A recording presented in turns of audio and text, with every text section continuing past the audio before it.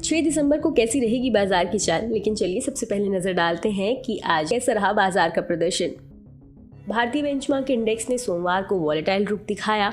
आज हफ्ते के पहले दिन बाजार का सेशन सपाट नोट पर बंद हुआ। निवेशकों ने 7 दिसंबर को होने वाली आरबीआई की पॉलिसी मीटिंग के परिणाम का इंतजार किया। 5 दिसंबर को बंद होने पर सेंसेक्स 33.90 अंक यानी 0.05% नीचे 62,834.60 पर बंद हुआ, जबकि निफ्टी 4.90 अंक यानी 0.03% ऊपर चढ़कर 18,701 पर बंद हुआ।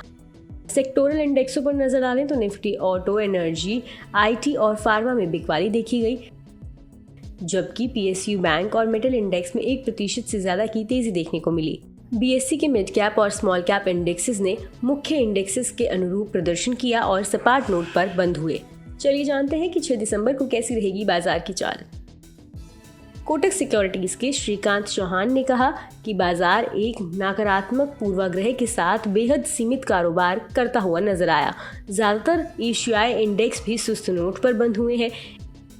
इस हफ्ते आरबीआई की क्रेडिट पॉलिसी की बैठक से पहले निवेशक कारोबार के लिहाज से लो प्रोफाइल रखते दिख रहे हैं, जबकि वैश्विक बाजारों से ताज़ा ट्रिगर्स की कमी ने निराशा पैदा की है।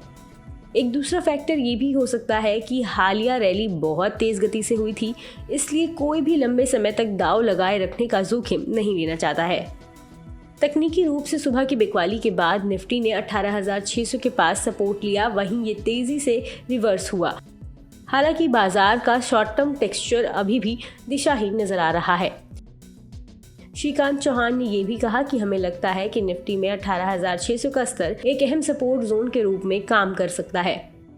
अगर निफ्टी इससे ऊपर कारोबार करता है तो निफ्टी निकट भविष्य में 18,800 और 18,850 के स्तरों पर फिर से चढ़ सकता है। दूसरी तरफ 18,600 से नीचे खिसकने पर निफ्टी 18,500 और 18,450 तक फिसल सकता है। वहीं रेलिगेयर ब्रोकिंग के अजीत मिश्रा का कहना है कि बाजार ने सप्ताह की शुरुआत धीमी की और लगभग पिछले कारोबारी दिन की तुलना में अपरिवर्तित बंद हुआ। सपाट शुरुआत के बाद निफ्टी एक सीमित दायरे में कारोबार करता नजर आया। बाजार अंत में 18,701 के स्तर पर बंद हुआ। इस बीच सेक्टोरल मोर्चे पर मिले जुले रुख ने कारोबारियों को व्यस्त रखा। 5 दिसंबर को मेटल, बैंकिंग और रियल्टी सेक्टर में लिवाली से गिरावट पर रोक लगी। उन्होंने आगे कहा कि हम अपेक्षित लाइंस पर कंसोलिडेशन देख रहे हैं। ये कंसोलिडेशन हालिया उछाल के बाद हेल्दी नजर आ रहा है। लॉन्ग पोजीशन के लिए उन सेक्टर्स पर फोकस करना चाहिए जहां हर गिरावट पर खरीदारी दिख रही है। इसके अनुसार ही शेयरों को चुनना चाहिए। बता दें कि मनी कंट्रोल पर दिए गए विचार एक्सपर्ट्स के अपने निजी विचार होते हैं। वेबसाइट या मैनेजमेंट इसके लिए उत्तरदायी नहीं है। यूजर्स को मनी कंट्रोल की सलाह है कि कोई भी निवेश निर्णय लेने से पहले सर्टिफाइड एक्सपर्ट की सलाह लें।